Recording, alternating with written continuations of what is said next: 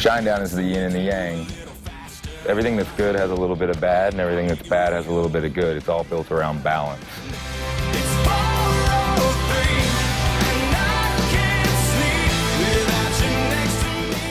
As Shinedown has grown, it has taken on a kind of an entity of its own.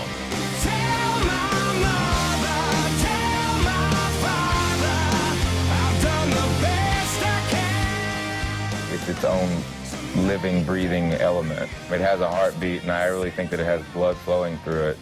It will tell me when it's not happy. I don't think that Shinedown really started to come into its own until the last record, The Sound of Madness. I get it, you're an outcast, always under attack, always coming in last, bring it up the past. In a natural progression, we grow. We grow as human beings. It's been crazy 8 years. To think about the fact that it's been 8 years and the band's been around for almost 12 years. It's kind of crazy. I created the sound of madness, wrote the book on pain, somehow. And then now going into this new record, we're constantly stepping outside the box to see if we can push the envelope even further.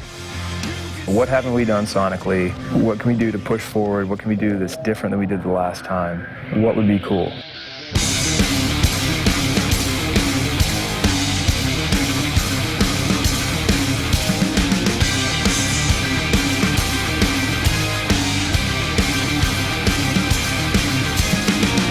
Listen up, there's not a moment. This new record, Amaryllis, was extremely important and really crucial on many different levels because a lot of people, not to be specific, but you know who you are, basically asked us, how are you going to beat Sound of Madness?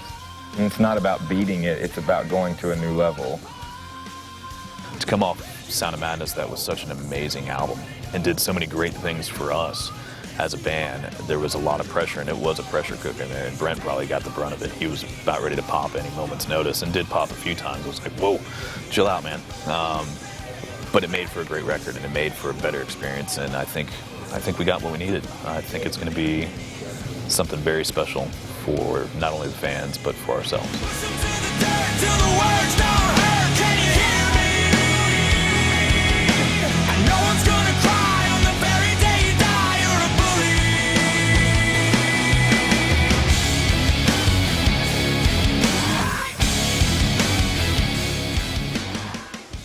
We're not the band that likes to put out the first single from a new record and people go, yep, this is exactly what I thought they would put out. We like to surprise everybody. The cool thing about it is I think when it finally came together, it sounds bigger because of how simple we kept the parts. It really makes it just this big, angry song, and it has to be because it's called Bully. Right the wrong. We don't have to take this back against the wall. We don't have to take this. We can end it all. And I think all of us have had experiences with bullies before, whether it's in our adult life or when we were kids. I was always taught, Brent was always taught, Zach and Barry were always taught, you don't back down from somebody. And that's really what the message of the song is. It's not, oh, woe is me, I'm being bullied. It's, look, I'm not going to be bullied anymore. I'm not going to take this on anymore. I'm going to stand up and I'm going to hit back. Every day you die, you're a bully.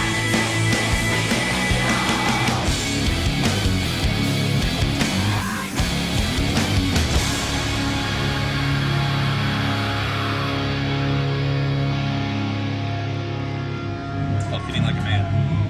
Turn my cans up. Turn my cans up.